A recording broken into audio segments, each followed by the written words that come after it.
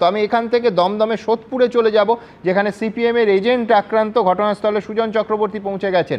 দ্রুত আমার সহকর্মীর সঙ্গে কথা বলে নেব। হ্যাঁ, দেখাও যাচ্ছে সুজন চক্রবর্তী, ঠিক কী ঘটনা? দেখো যে এখানে যেটা ঘটনাটা ঘটেছে মুড়াগাছা এলাকা, সোদপুরের মুড়াগাছা এলাকা। গতকাল রাত থেকে সিপিআইএম এজেন্টকে সুমনদার যেটা বলা হচ্ছে, ভয় দেখানো হচ্ছে, বাড়ি ঘিরে রাখা হয়েছে, তাকে বেরোতে দেওয়া হয়নি। তার স্ত্রী অসুস্থ হয়ে পড়েছেন এবং সুজন চক্রবর্তী ঘটনাস্থলে এসেছিলেন। সুজনদা, কি পরিস্থিতি দেখলেন? আমি খবর পেয়ে এসেছি। এখানে আমাদের 7-8 জন 212 থেকে 220 এইসব বুথ খর্দা বিধানসভা আটকে দিয়েছিল। অনেক কষ্ট করে দুজনকে বাকিরা পৌঁছে দিতে পেরেছে। মোবিলাইজেশন করে রেখেছে বাইরের লোক নিয়ে এসে। কোথায় নির্বাচন কমিশন? কি করছে নির্বাচন কমিশন? কাল থেকে বলা হচ্ছে, আর এই একটা সেন্সিটিভ জায়গা। এখানে যে মিসক্রিয়েন্ট যে করছে তার নামও ওদের অফেন্ডার্স লিস্টে আছে। তারপর কি করছে পুলিশ, কি করছে প্রশাসন? সব জেনে বুঝে আমি আগে বলেছিলাম, এখানকার পঞ্চায়েত নির্বাচন পুলিশ দাঁড়িয়ে থেকে তৃণমূলের হয়ে করিয়েছে। বাড়ির লোকজন আতঙ্কিত হয়ে পড়েছে।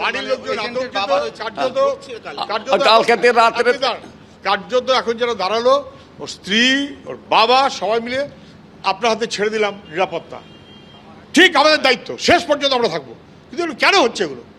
কেন হচ্ছে? কি করছে পুলিশ, কি করছে প্রশাসন? এতবার বলা বলে দেখলেন কোনো পুলিশ আছে? কোনো পুলিশ আছে সঙ্গে? হ্যাঁ, হুমকি দিচ্ছে, ছেলেদের মার্ডার করে দেবে বলছে, মার্ডার করে দেবে গুলি করে মাথায়। সুপ্রিয়া বলছে একেবারে ভরসা দিচ্ছেন, হাত ধরে এজেন্টের পরিবারকে ভরসা দেওয়ার চেষ্টা করছেন এবং এজেন্টরা যাতে আবার গিয়ে বুথে বসতে পারে। সকাল থেকে বেরোতে পারেননি তারা, এমনটাই অভিযোগ।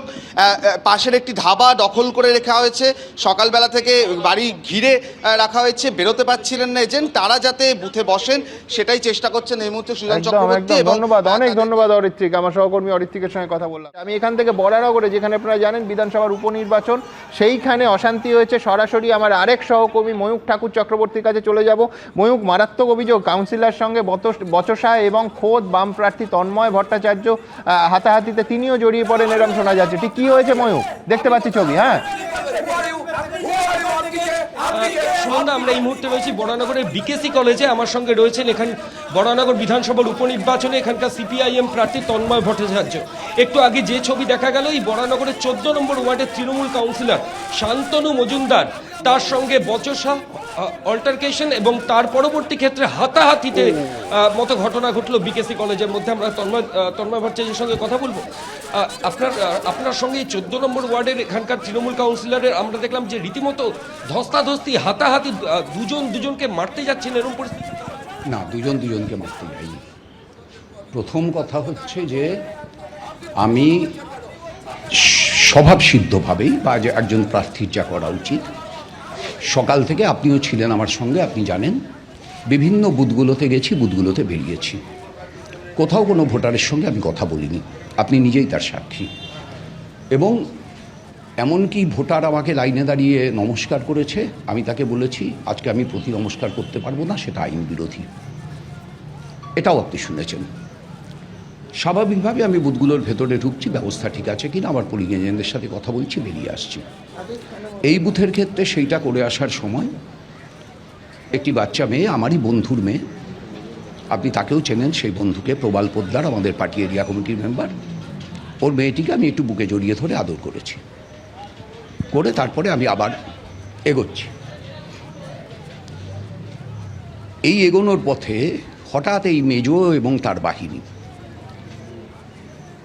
তারা হঠাৎ এসে বলে, আপনি এখানে কী করছেন, আপনি এখানে কী করছেন? আমি বললাম, আপনি কী করছেন? আমি তো ক্যান্ডিডেট, আপনি তো ক্যান্ডিডেট না, আপনি কী করছেন? জান 34 বছর অনেক করেছেন, এই সব যা ওদের মুখের ভাষা।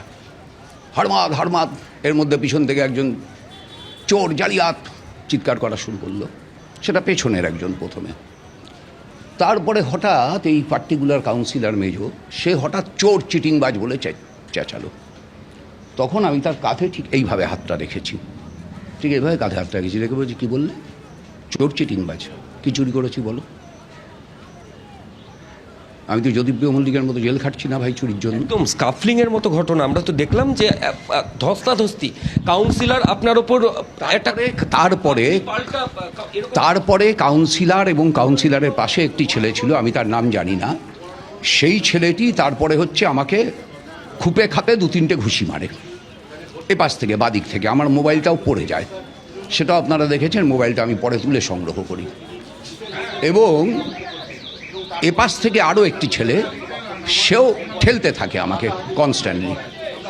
ন্যাচারালি আমি ওখানে একাই ছিলাম, আমার সঙ্গে তো আর 10টা লোক নিয়ে আমি ঘুরি না বাকি প্রার্থীদের মতো। আমি তার সঙ্গে আস্তে আস্তে ন্যাচারালি ঠেলতে থাকে, আমি কোয়াইট ন্যাচারাল নর্মালি পেছোতে থাকি। ইতিমধ্যে তারা তন্ময় ভট্টাচার্য যোগ ব্যাগ চিৎকার করা শুরু করে। তারপরে এইটা যখন হচ্ছে তখন আমি আবার বলি, আপনি ইলেকশন কমিশনে কমপ্লেন করেছেন? না এখন পর্যন্ত করিনি, তারপর থেকেই তো ঘটনা চলছে। সুমনদা, যে ছবি আমরা এখানে দেখলাম যে বিকেসি কলেজ বনহুগলির, এখানে তন্ময় ভট্টাচার্য তিনি কলেজের মধ্যে ঢুকেছিলেন। স্থানীয় তৃণমূল কাউন্সিলরের অভিযোগ যে তিনি ভোটারদের প্রভাবিত করছেন, এবং তার পরবর্তী ক্ষেত্রে একটা ছবি এখানে ধরা পড়ল যে তন্ময় ভট্টাচার্যের সঙ্গে এই 14 নম্বর ওয়ার্ডের তৃণমূল কাউন্সিলরের একদম একদম আমি ময়ূক সেই ছবি দেখেছি, দর্শকরা টানা, তুমি যতক্ষণ আলোচনা করছো টানা সেই ছবি দেখেছেন।